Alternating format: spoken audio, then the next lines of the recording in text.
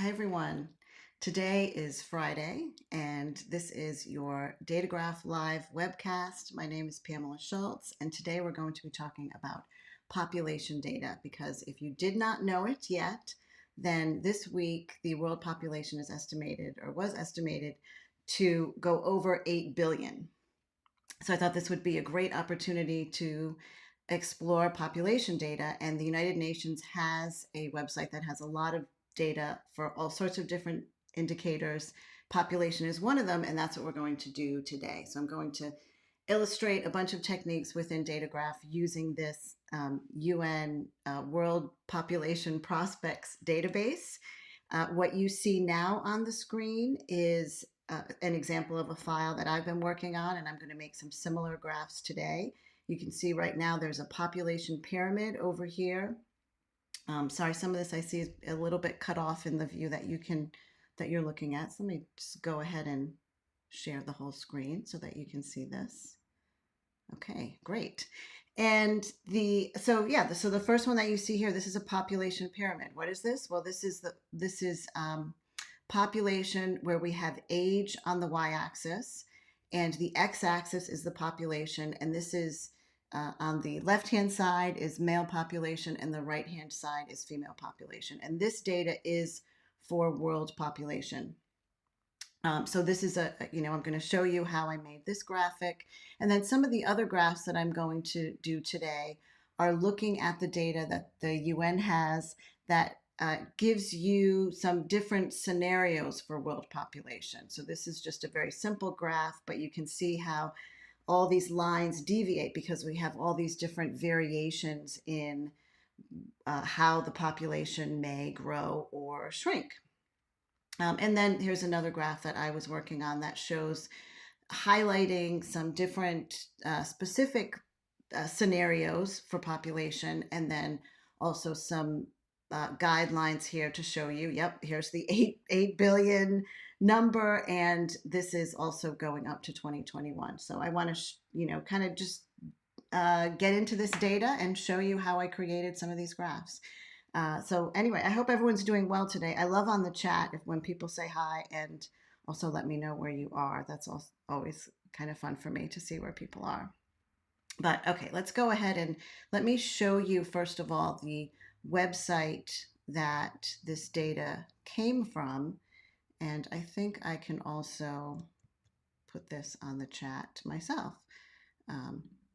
Maybe should have done this before, but let's see if this goes ahead and works. So there you should have the link to the United Nations World Population Prospects data. And you can see here that there are a number of different ways that you can use this website. They do have some built-in graphs that you can create. But what we're going to do is download the data files. And if you go to this site, and you can, try and work alongside with me, go to the United Nations page, the data download page. And what I want you to notice, I guess, first of all, when you first come into this page, there's a list of all these different files. Most of these on the top level page are all Excel files. And what I would recommend is not downloading those for using them in Datagraph. Really, you'll be much better off just going directly to a CSV format. And I see hello from England. Good to see you today. And okay, so the CSV format, if you click there, that's going to bring you to this page where, again, there's a lot of data here. We're just going to focus on a couple of different files. So if you scroll down, you'll find there's a table with all these different files. There's a subgroup that categorizes the different types of data, the file itself, and a description. So you can go ahead and scroll down to the section for population. And the first file that I downloaded is this one right here. This is from 1950 to 2100. Again, this contains these scenarios going out into the future. This is a 10 megabyte file. So if you want to go ahead and download that, I can show you in my downloads folder. Here is that file unzipped. So this is the CSV file itself. And if you have Datagraph set as your default CSV file program to use for CSV files, which is easy to set, you can just open it, or you can right click on the file and open with Datagraph. It takes a moment to import these, but not too long. You'll see that this file, for example, this is 550,000 rows of data. Not a problem for using this data within Datagraph at all. And you'll see on the left-hand side, here's all the different columns that we have. And one way that I find very helpful, I've demonstrated this many times before, but for anyone who hasn't seen this, this is so handy. If you're exploring a table like this where you've just brought it in, you don't really know, what are all these different things in this table, just click a column and hit the space bar, and that will give you what we call the quick graph. So for some of this data, this may not entirely make sense, but if you want to scan each one of your columns, you can actually use the arrow keys to just, here we go back onto my table, and then there we go. Now I can use my left and right arrow keys. In fact, let me see if I can just turn on my keystroke so you can see this here. So you can see as I move through the table, the quick graph is changing. So now, again, for some of these, there's a lot of different codes that are, because this contains data for all different countries, and countries grouped in all sorts of different ways.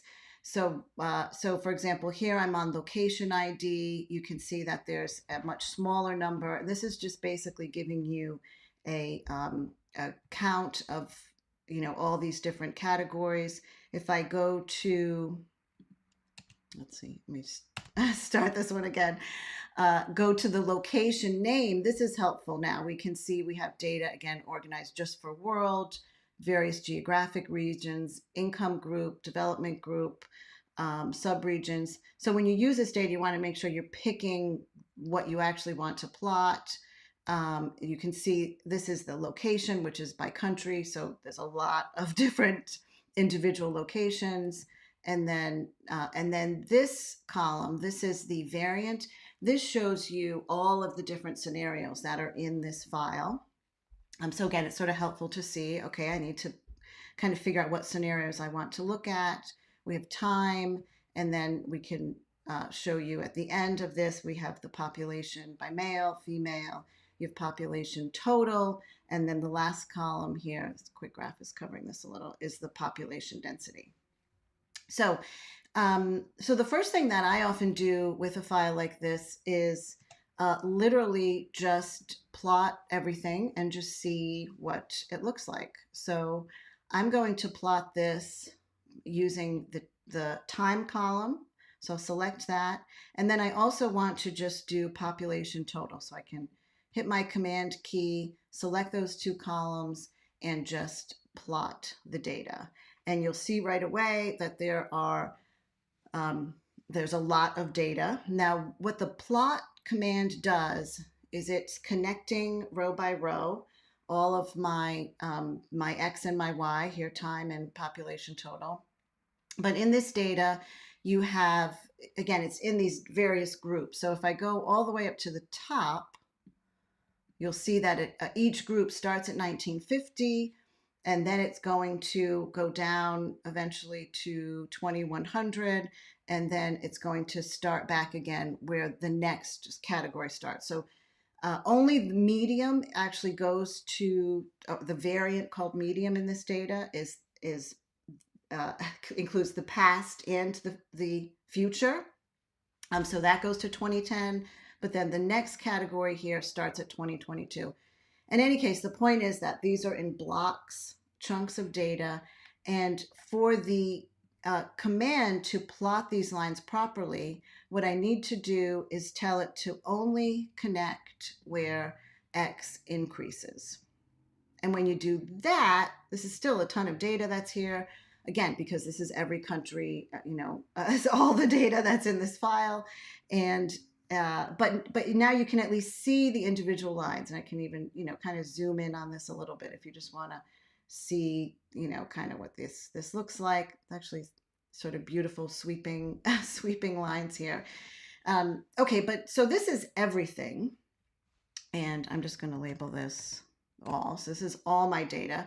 Now I want to pull out just data for the world. I'm going to go ahead and clone this, and I will. Let me turn on my. Make sure you can see my clicks there. There. Now I just want data for, again, for just the entire world. I don't want to have all this different country data in here. So if I look back at my various locations, for example, let's see, location type name, and I want to look at the world, the data that's just for world. One way that I initially explored this data was just by then to hone in on that within the table itself. I can do a Command F, and then I get a way to filter my data, and I can say, okay, I just want to see where the text contains world, and that will give me for any cell within this entire table that contains the word world, it will show up. So you have some that are locations or these World Bank regions. And if I scroll down, then you'll see there's some where the location is just world. And we also have this location type name. So what I'm going to do is use that as my mask, and I can go into my command and say that I want to use where location is matching the word world. Now we have this, graph that shows us the past and then the future with all these different scenarios. But the next thing that I want to do is I want to pull out some individual scenarios. And again, I add a little bit of, add some descriptor for these different scenarios. So I can go ahead and clone this graphic as well and build on this a little bit. So maybe I'll change my title here to say this is just the world data with all the, what they call all the variants. And the one thing that I actually, well, first of all, I guess a little bit of cleanup that I like to do in this case. We have so many columns here. Let's go ahead and put that into a group. So this would be all of my data. And I, again, it's sort of helpful for me to see a list of what are all of these variants that I have. You can see them here by just, again, clicking on the column, hit the space bar, I get my quick graph. And now I've played with this data a little bit, so I know what ones I'm sort of interested in, but you can see there are these high, low, you also have these upper and lower percentile values. But the only one, again, that includes all the data, and you can tell that by this histogram in the sense of that the number of the value that's in this plot is a count of how many records are in this category for the data as it's shown, as it's filtered. So medium has more records than anything else. And again, that's the category that includes the past and the future. So I'm going to use now a mask again to pull out that specific data. But because I'm going to draw multiple lines, what I often find helpful is to have an overall mask at the group level. So I can select my command that I've already created here and then click on the group icon that will place this command within a group. And the mask that I have for location matches world, I can use the gear menu to copy that mask from the command and paste it to the group itself. So nothing, the look of the graph hasn't changed. I just changed where my mask is. And then I can take my my plot command here, and I can change that to specify the variant that I want. So I'm going to go here to variant, and again, this is a thing that I do all the time. Let's go ahead and just show all the data now, and for these variants, let's just select the column, right click on it, and you'll see that there's an option for copy unique entries. So I'm going to do that. I'm going to hide all my data table, and then I'm just going to paste those unique entries. I find that for something like this, it can be very helpful to just see what are all of the options that I have in a table like this. And now I'm going to just copy medium, and we'll paste this into my mask, and now I have my line for the variant equal to medium. And I'm going to now do this for a couple more. So I'm not going to recreate this command. I'm going to hold my option key down, click it and drag it a couple of times. This will give me 2 more commands that I can then, again, change what the variant is here. So I'll take the high variant. Oops. There we go, matches high, and the one for low. And paste that in. So now I have these 3 lines, and I can do a little bit more formatting here. Let me just select all these. Oops. There we go. And change my line color. So here's my high variant.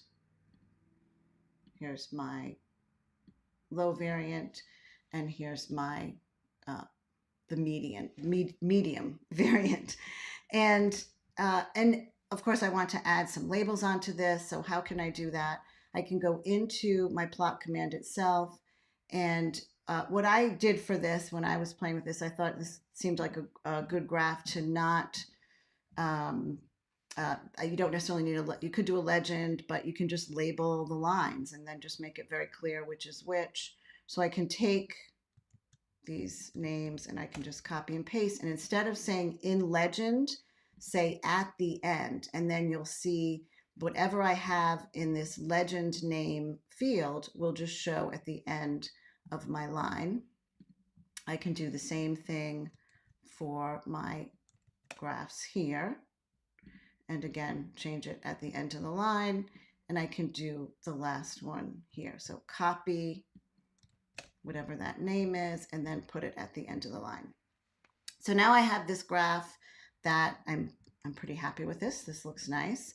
And a couple of other things, though, that you might want to do. How else did I style this? Well, one thing that I did was I changed my y-axis a little bit. So let me show you how you can customize this, because this data is the population in the thousands, which is why you don't actually see a billion here, because you'd multiply all these numbers by 1,000 and that would give you the actual population.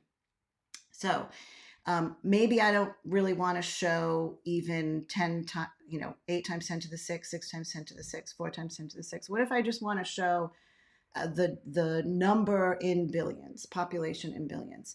So the way to do that is to use a command called the extra axis command. So you can go ahead and add the extra axis command, and we're going to add this on the y-axis. Now notice this looks a little funky as we're getting it positioned, but position this over to the left. Now it's literally just covering the default axis, which you can hide by unclicking draw Y numbers. And we do need to, this probably shouldn't be narrow the way that it is. We can add a bit more space there by using this space for Y setting. So now it's looks the way that I would prefer this to look.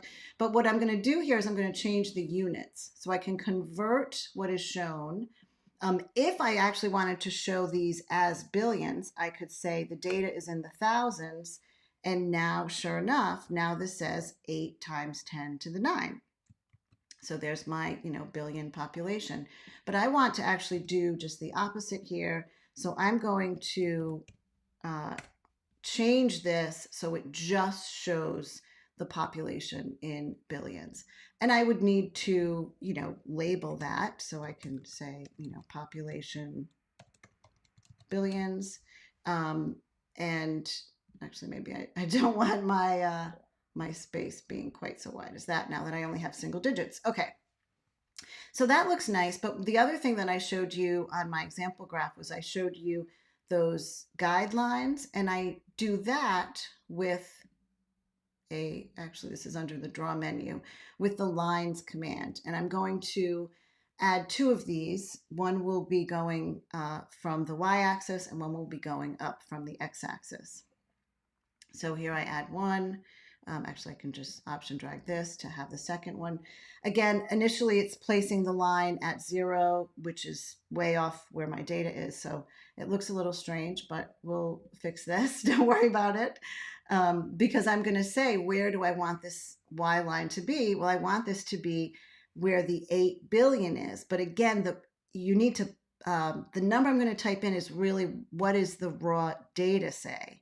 So that would be in the millions because the data is in thousands. Okay, I hope that that makes sense. But you can see how whatever, again, the scale was based on the data, which was 8 times 10 to the 6. I can just type in 8e to the 6. We'll do the same thing. And now I have my line at the population. The next line I want to draw is at 2022, our current year. So now you can see where this is the way that I want this to look.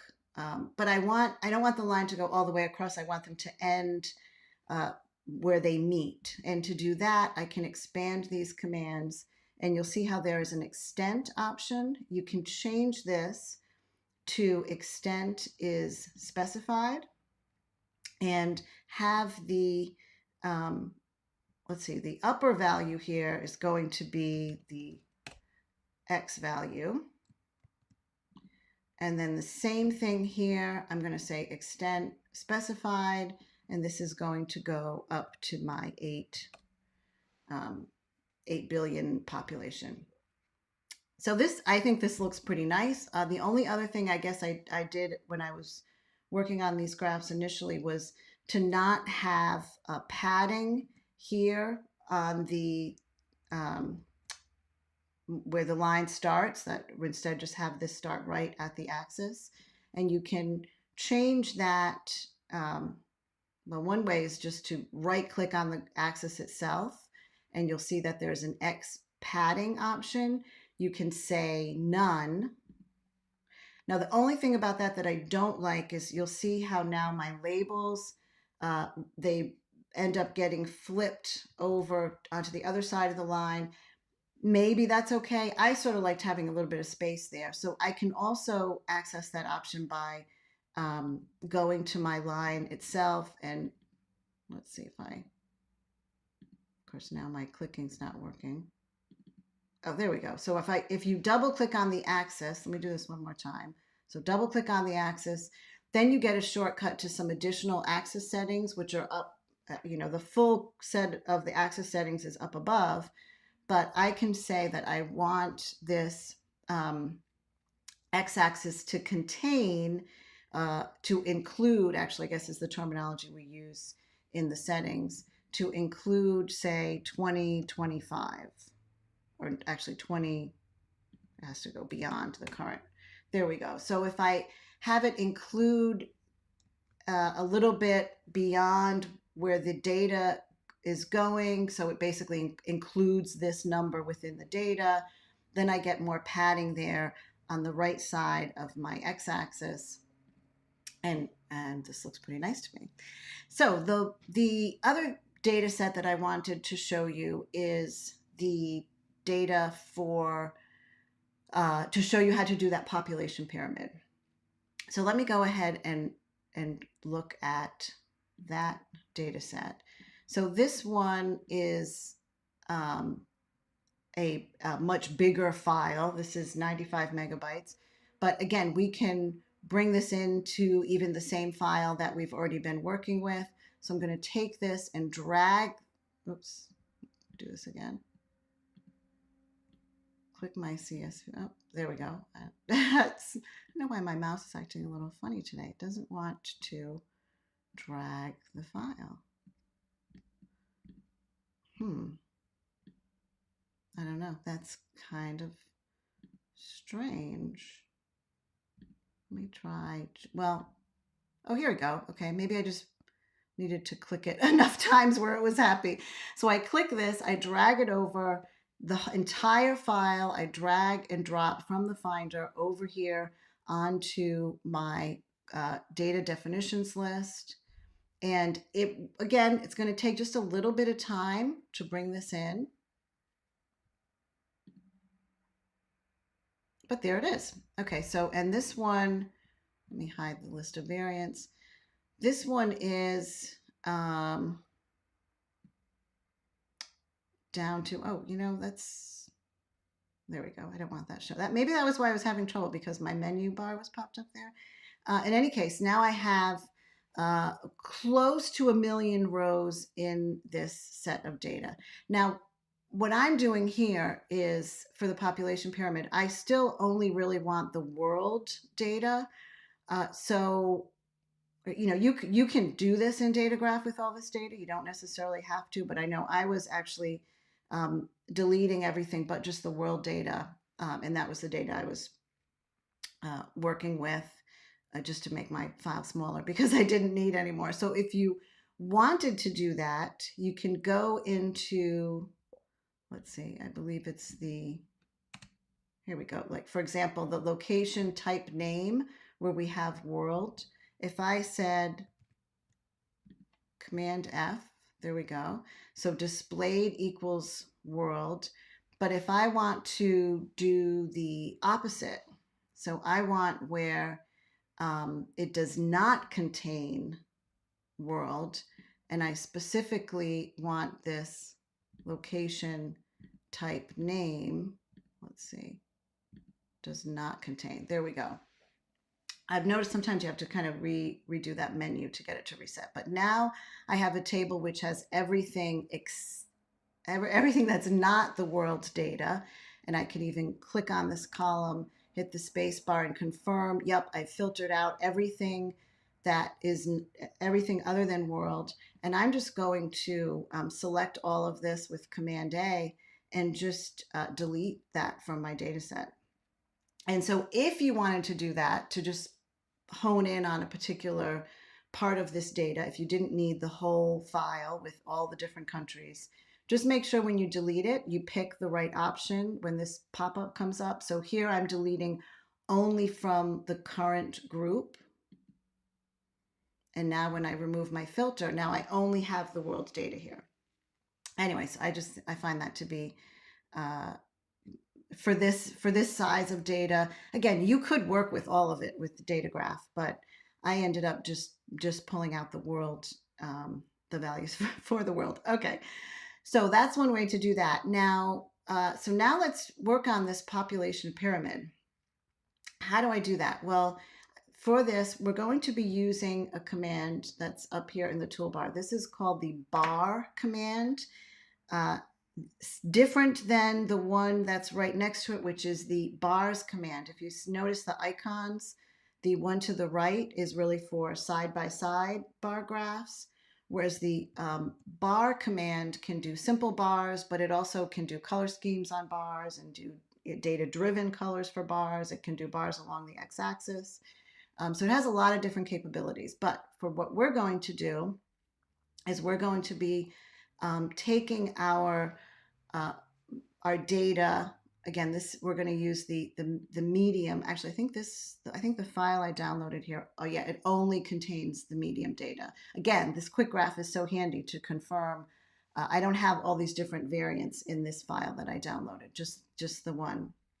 And I think time-wise, also this is, oh no, that is the full set of data. So this does show from 1950 to 2010. I thought maybe this was a lesser data set. Okay. Anyway, so to do this, I'm going to want to have, again, I'm going to be using my masks to filter it, but I'm going to have the age and the population. Here we go. Let's do this one. So if you, maybe I'll do that one more time. So I did age group, population male, and then I clicked on the bar command. And kind of similar to the lines where it showed us initially everything, this is all like all the data that's there. This is showing me for a lot more than I really want to see here. Oh, and actually, I guess I realized, in fact, I intended initially in my other file I showed you, I did this with all ages, not just the age groups. So that I intended for this demo to do all the age groups, or to do individual ages, not age groups. That's okay. I'll just, let me continue with this and show you how would I do this for this data. So again, I'm going to want to mask this, and I want to do a mask on, in this case, I'm masking for a specific year. So I want to do this at a group level because I'm going to have both the male and the female. So let's make a group so I don't have to create the mask once. And I can say where time is equal to, and we'll just go ahead and do the current year. And now I want another bar graph for the female data. So if you split the x-axis and then take the bar that you've already created, do an option drag on that, put it on the other side, and now what I just need to do is flip the orientation of these. Instead of being X bars, I want Y bars. And now this is starting to look more like the population pyramid, right? So what else would I want to do? I can take my, let's see, I want to flip the x-axis for the male data. So that would be the main axis that's on. So I would reverse that. And now I essentially have the population pyramid. I can do kind of fancier things with the labels. One thing here that for sure I would want to do is I wouldn't want to go into the negative on this. That would seem sort of odd. So again, I can remove that. I can remove that padding. I can go ahead and do this by right-clicking on my axis. You'll see Y padding. Set this to none. And now you don't have data going below 0. You just go right up to the top. Now, another thing that I sort of like for graphs where I have so many bars like this, I think it in many cases looks a little bit cleaner to not have a line. So I can do that on each of these commands. And of course, I'm going to want to label these. So I could say male here and female here, for example. And again, label the population data. So what I can do is show, or maybe what I should say is this is the age here on the left. Yeah, any questions? Does anyone have any questions on anything? So we've kind of going through all the data, filtering the data, creating this lines version, and then creating a population pyramid from these aggregated data. One of the things, actually, when I first started looking at this data, I thought we'd end up doing a lot of pivoting. And I know when I advertised this, I had said, oh, well, we'll learn more on pivoting. But in the end, I actually really didn't need to do pivoting for this data. It's really just a matter of using masks and filtering the data for the categories that you want to see.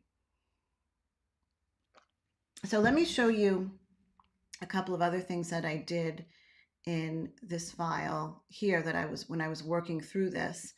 One thing that I did is I added in, you see this looks very much like the graph that we made, except that what I did over here on the left is I created some variables that allow me to change which category I'm showing very interactively. So if I want the high and the low, as opposed to what I was just showing there was the percentile values, notice when I change it here in the variable, it will change everywhere within my graph. So that's a handy thing to do. Again, if you want to be able to explore this interactively, or if you're using it for a presentation and you want to demonstrate how the data changes. I mean, first of all, it's sort of interesting to see this high estimate where we just basically continue on the same trajectory. This would bring us out to over 14 billion by 2110, whereas the medium estimate has us leveling off and even going a little bit below 10 billion here, I believe. And then the low estimate again has us going by 2100, we'd be below 8 billion. We'd be going back down again. But again, depending on different uh, what am I trying to say? The different assumptions you make. So the upper 95th percentile versus the lower 95th percentile, this is a much narrower band in terms of the um, the range of possibilities in terms of population. So I think I will, and I'm not seeing any questions, so I'll go ahead and just show you, for any of you who want to see, well, how do I make I make this more interactive, because right now I've just typed in all this data. So to do that, actually, I think the first thing I'll do is let me just switch my data and my commands here so that you can see this a little bit better. So to create the variables, I do this first within the command itself. This is sort of the easiest way that I find to create these. You can create the variables from scratch over here, but if you just go into your mask and you say where the variant text would be and this is specific because the variant column is a text column. We'll select that, and then you're going to want to, just to the right of that, create the text menu. So it creates a menu for you that has every possible variant in that menu. And now you'll see how it shows me, yep, here's my menu, here's all the different options, and I can go ahead and just select the medium option. Now, things were going a little crazy on my graph because I still have my legend name as something I just typed in here, but I can use the variable to now set what the legend name is. So if I now go to my list of variables, oh, actually, before I do that, let me just call this is what I did, line, this is my middle one, so I'll just call that line 2. And now I can select this here, click on this little plus, select that, and then you can get the line 2 variable as your as the label that you see here. And now this is nice because if I want to change what this is, then I'm going to see, I see what's happening. When I don't have the medium there, you don't see the data from the past because, again, it's the only line that includes it. So let's go ahead now and show you, now that I've created one, how I can do this more easily for another 2. And again, this is sort of the technique that I always use. Now that I have the variable, I'm going to clone the variable itself, and I'll create 2 more versions of it, a line 1, a line 3, and then this will be my high and this will be my low. And now I'm going to use that variable here. So again, I have to change this to text is, and that will be line 1. I'll have to change the text label to use the variable, and I'm going to do the same thing here. So text is line 3 and change my legend name. Now, when I change this, you'll see how that changes all of my changes the label and the data that's being filtered. So this now gives me a lot of interactivity for the graph itself. The other thing that in this file that I was working on. I did another line for male versus female, which track very closely over time, but do have slight changes that you can see. Again, this is on a world basis, so this is aggregated across the entire world. And then the population pyramid that I made here is actually using uh, all the data uh, per age group. So I had meant to do that when I downloaded the file that I was just using for you, but this is what it looks like if you have the data for every single age group, and then you have a single bar for everyone. So again, here, if you had an outline on each one of these bars, then it would really be maybe a little bit overwhelming and look a little strange. And similar to the different variants that we have here, there are also different variants that you could show with the population pyramid data, and show that in different ways. And let's see what else. Oh, I guess the other thing that I did here, just to show you, again, if there's a question, go ahead and pop it in, but to show you what did I do here? Well, I find that in terms of, again, I said I didn't really use the pivoting much for my visualization of the data, but I did use it when I was trying to understand this data. So I told you several times how the medium data is the only one that goes back into the past. That's this category here that they call that the medium, whereas all these other scenarios go into the future. And I use this pivot command to look at the by year. So here's my rows are time and my columns are variance. And then I just have the value here being population total. And it's just counting this. So it's telling me and this is showing it on a grouped basis, how many instances are there, and this command happens to be filtered by world, how many instances of each of these categories exist. And again, just for me to kind of understand what the data looks like and where it is. So that's how I used this command. It really wasn't for something I would necessarily present to people, but just for me to understand the data.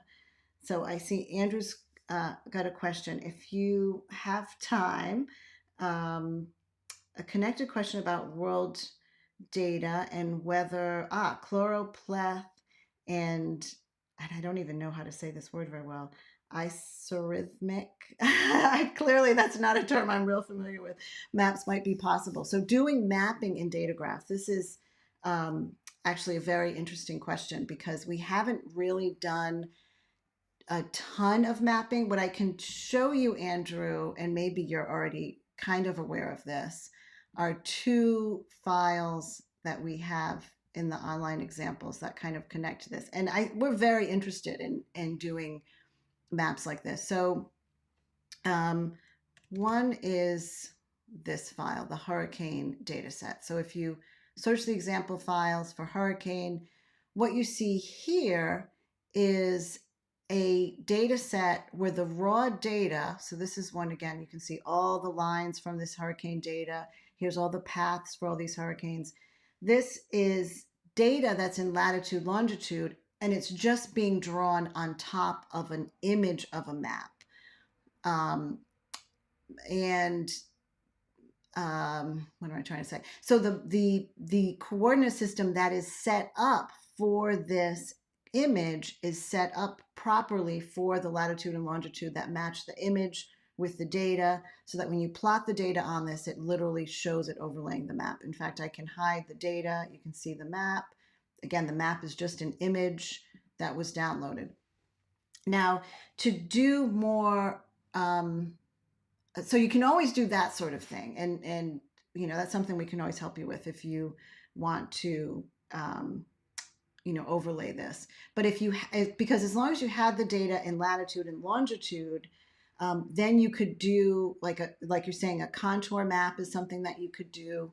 on top of an image of any location, um, because you could do the contours with the scalar field command. But the other thing, I guess, to keep in mind, the other example that is, and this may seem a little strange at first, but hopefully you'll see the method. Why do I not see this here? Maybe under,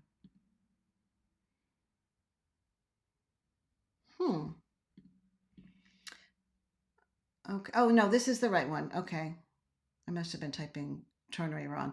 So if you look at the ternary diagram for soil textures, what you'll see is this soil texture map where there is a set of data that, and this is again plotted on this ternary grid, but each one of these regions, so the clay, the silty clay loam, these are all individual commands that are drawing these. And let's see. So for example, if I hide sandy loam, silty loam, loam, and basically these are done by, let's see if we can see the group. This is in this soil textures group. So I have, my own view is out of the way here. Let me see which column this is. Okay, here we go. Smart. These little arrows are so helpful. Okay, hide this one.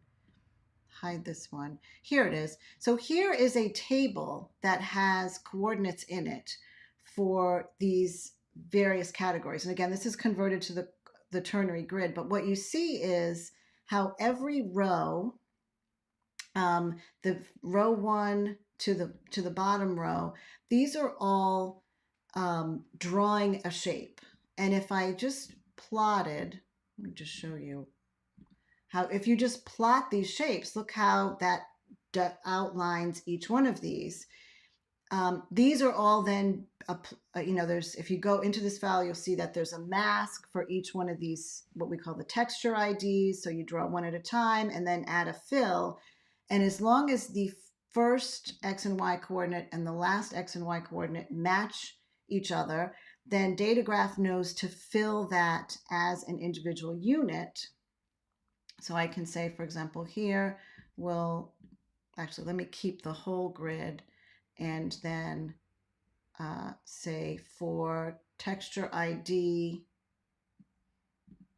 equal to 1, and let's add a fill to that. So you can see that one's down here. Now, this is not very data driven because ideally, I think what you want with these maps is, like you're saying, kind of a map that would draw regions with different colors depending on some data-driven aspect of that region.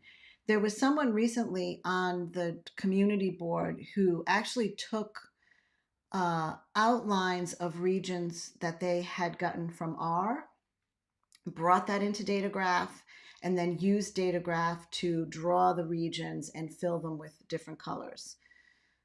So that is, again, something we're really interested in. I mean, what you're limited in now with Datagraph is to, you would have to do a mask on each region and specify the color yourself.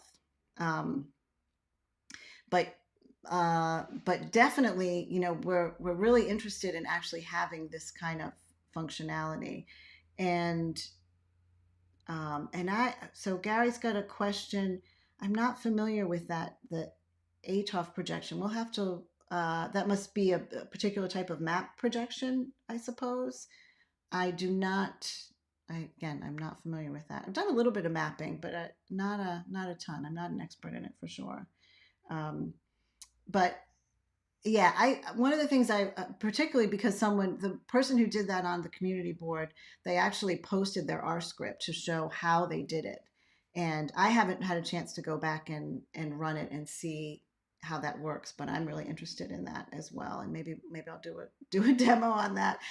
But that said, I think clearly the next natural thing for this would be to allow you to pick a fill based on some category and do something much more sophisticated like that. And I see that there's an agreement on the chat, so that's great. And we are very user driven, so it helps to see what people are interested in doing. And I think it would be a nice outgrowth of Datagraph. Okay, I think that's I think we're pretty much good for today. I'm going to go ahead and wrap things up.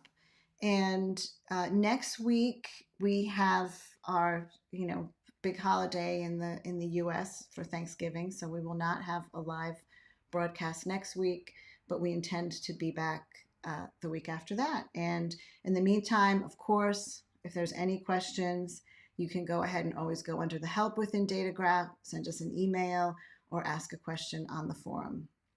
And with that, I hope that everyone has a lovely weekend, and until next time, go ahead and end the broadcast now.